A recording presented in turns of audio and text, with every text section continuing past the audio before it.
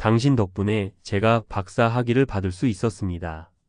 교수님 강의 듣고 인생이 바뀌었어요. 교수로 재직하는 동안 이런 말을 들을 때마다 가슴이 뿌듯했죠. 수십 년 동안 연구하고 가르치고 학생들과 부딪히며 살았습니다.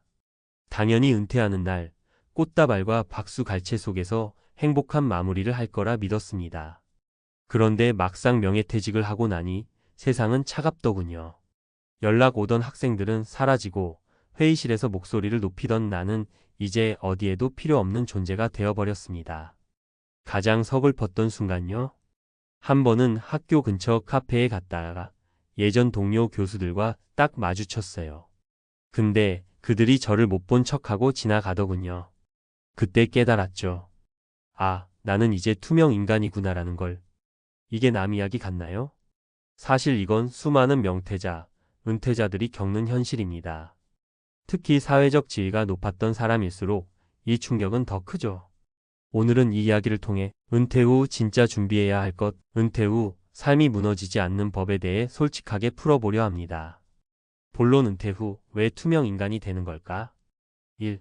사회적 소속이 사라진다는 것. 우리는 대부분 직장에서 소속감을 얻습니다. 나는 대학 교수다. 나는 부장이다. 나는 변호사다. 이런 직업적 정체성이 곧 나 자신인 것처럼 살죠. 그런데 은퇴를 하면요? 이 타이틀이 싹 사라집니다. 문제는 그동안 인간관계도 삶의 리듬도 모든 것이 직업을 중심으로 짜였다는 거예요. 직함이 사라진 순간 세상도 나를 바라보지 않습니다. 거기서 오는 상실감, 외로움은 상상 이상입니다. 2. 준비되지 않은 시간과 고립. 직장에 다닐 땐 늘 시간이 모자랐죠. 근데 은퇴 후에는요, 하루가 48시간처럼 느껴집니다. 뭐라도 해야 하는데 막상 뭘 해야 할지 모르겠어요. 만나던 사람들도 줄어드니 자연스레 고립됩니다. 혼자 집에 앉아 있는 시간이 늘어나면서 마음속에서는 나는 쓸모없는 사람이 된 걸까? 라는 자괴감이 쌓입니다. 3. 경제적 문제도 무시 못한다. 명예퇴직금을 받고 연금도 나올 테니 괜찮다고 생각했죠. 근데 세상은 만만치 않습니다. 물가 상승, 예상 못한 의료비, 자녀 지원 문제 등으로 돈은 예상보다 빨리 줄어듭니다. 경제적 여유가 부족하면 정신적 여유도 빠르게 무너집니다. 사례 1. 58세 명예퇴직 후 고립된 전직 대기업 임원. 김모 씨 58세는 국내 대기업 임원까지 지냈습니다. 수십 명의 부하 직원들이 그를 따랐고 사내에서는 영향력 있는 인물로 꼽혔죠. 그런데 희망퇴직 바람에 휩쓸려 일찍 회사를 떠났습니다. 퇴직 후 처음에는 쉬자 며 낙관했지만 불과 3개월 만에 외로움이 밀려왔습니다. 매일 부르던 회식 자리도 운동 모임도 사라졌죠. 게다가 다시 취업하려 해도 나이 때문에 문이 닫혀 있었습니다. 그는 한 인터뷰에서 이렇게 말했습니다. 퇴직 후 처음으로 알았습니다. 내 인간관계는 모두 직장 안에 있었단 걸요. 김 씨는 이후 동네 자원봉사단에 가입하면서 겨우 삶의 균형을 되찾기 시작했습니다. 교훈. 은퇴 전에 직장 밖의 인간관계와 활동을 반드시 준비해야 합니다. 사례 62세 은퇴 교수, 갑작스런 경제적 위기. 박모 교수 62세는 30년 넘게 국립대 교수로 재직했습니다. 연구 성과도 뛰어나고 연금도 탄탄할 거라 생각했죠. 하지만 예상치 못한 문제가 터졌습니다. 자녀 둘의 유학비, 본인과 배우자의 의료비가 동시에 발생한 겁니다. 연금만으로는 감당이 안 되더군요. 결국 은퇴 후 몇 년 만에 퇴직금을 거의 다 소진했습니다. 박 교수는 결국 은퇴자 대상 온라인 강의와 컨설팅을 시작했지만 초기에는 나는 교수였는데 이런 일까지 해야 하나라는 자존심 때문에 상당히 괴로워했다고 합니다. 하지만 시간이 지나자 지금 내 역할은 이거다라며 마음을 다잡았다고 합니다. 교훈. 은퇴 후에도 수입원을 한두 개쯤은 만들어 두는 것이 필요합니다. 사례 3. 60대 초반 은퇴 후 삶을 다시 디자인한 여성. 이혜정 씨 61세는 30년 동안 중학교 교사로 일했습니다. 정년 퇴직 후 처음 6개월은 해방이다 라며 여행 다니고 친구들 만나며 지냈습니다. 그러나 이내 허무함이 밀려왔습니다. 내가 앞으로 30년을 뭐 하면서 살지? 라는 생각이 밤마다 떠올랐죠. 이 씨는 고민 끝에 그림을 배우기 시작했습니다.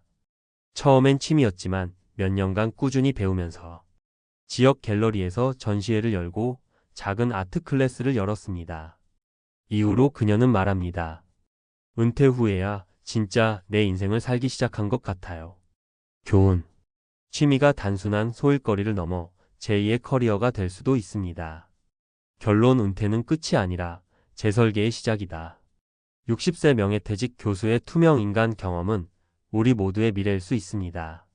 하지만 거기서 끝날 필요는 없습니다.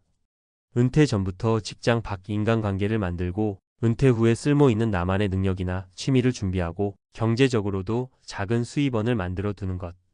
이 세 가지를 해낸다면 우리는 투명 인간이 아니라 빛나는 은퇴자가 될 수 있습니다.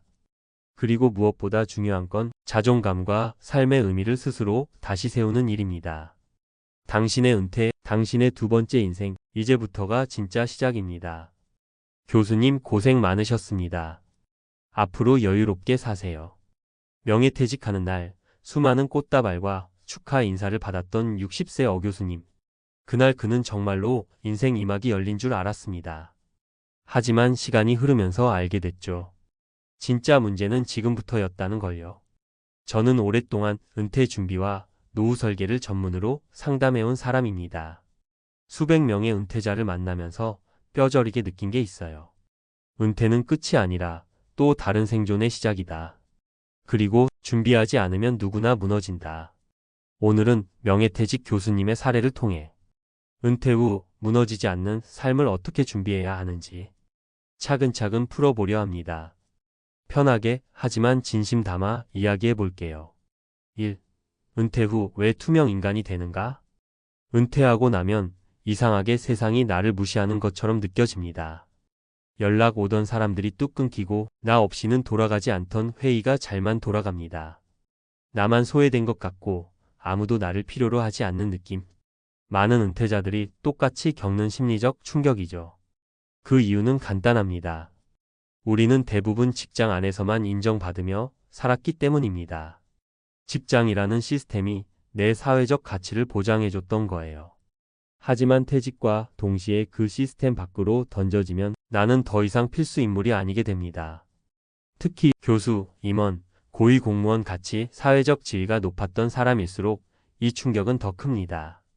왜냐하면 평생 존경이나 권위를 당연하게 받아왔거든요. 그래서 명퇴하고 나면 아무리 돈이 있어도 외롭고 쓸쓸해집니다. 2. 시간이라는 무서운 적. 은퇴 후 하루를 처음 보내보면 느껴요. 아, 이렇게 시간이 길 수가 있나.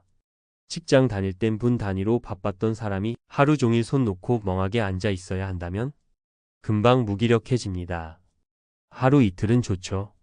하지만 일주일, 한 달, 석 달 지나면 내가 이렇게 살려고 여기까지 온 건가? 하는 생각이 스멀스멀 올라옵니다. 여기서 중요한 건 빈 시간을 채울 무언가를 준비해 두었는가입니다. 취미든 새로운 일거리든 사회적 모임이든 시간을 소모할 무언가가 있어야만 합니다. 아무것도 없으면요? 시간은 사람을 망가뜨립니다. 진짜입니다. 3. 경제적 착각이 부른 함정. 명예퇴직금을 받고 연금이 나오면 이 정도면 충분해라고 생각하는 분들 많습니다. 하지만 저는 상담하면서 수없이 봤어요. 5년이면 상황이 완전히 달라진다는 걸요. 물가는 오릅니다. 병원비는 예상보다 훨씬 많이 듭니다.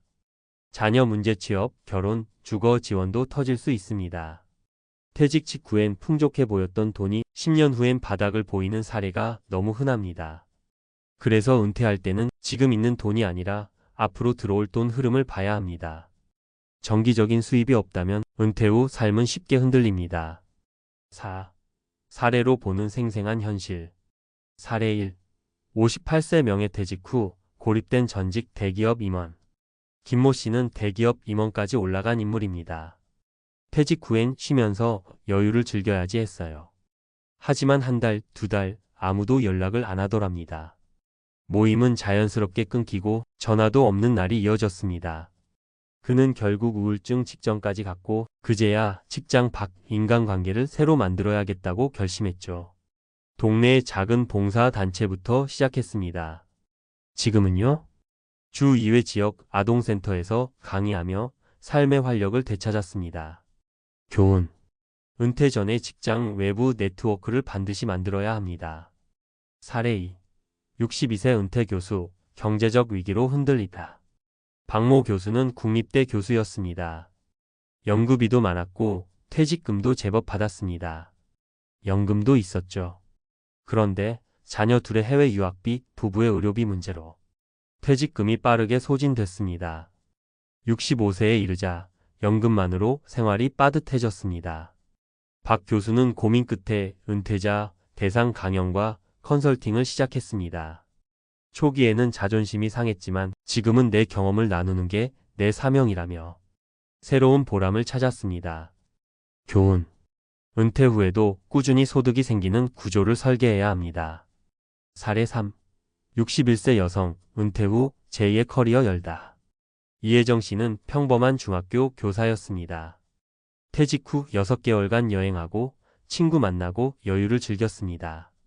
하지만 곧 허무감에 빠졌습니다. 앞으로 30년을 뭘 하며 살지? 고민 끝에 그림을 배우기 시작했어요. 처음엔 취미였지만 몇 년 꾸준히 하다 보니 지역 갤러리 전시회까지 열게 됐습니다. 지금은 소규모 아트 클래스를 운영하며 내 삶의 두 번째 전성기를 살고 있다고 말합니다. 교훈. 은퇴 후 진짜 하고 싶은 일을 찾아야 합니다. 5. 은퇴 준비 어떻게 해야 할까? 은퇴를 준비한다고 하면 대부분 돈만 생각합니다. 물론 돈도 중요합니다. 하지만 진짜 중요한 건 3가지입니다. 사회적 관계 재구성. 직장 밖 친구 모임을 만들어라. 은퇴 후에도 나를 필요로 하는 커뮤니티에 속해라. 시간 관리 계획 세우기. 매일 해야 할 일을 정해라. 운동, 봉사, 취미, 공부 등 혼자 있는 시간을 줄이는 걸 목표로 삼아라. 작은 수입원 준비하기. 퇴직 후에도 소액이라도 돈이 들어올 구조를 만들어라. 그게 자존감을 지키는데도 생활 안정에도 필수다. 마무리. 은퇴는 끝이 아니다. 두 번째 인생의 시작이다.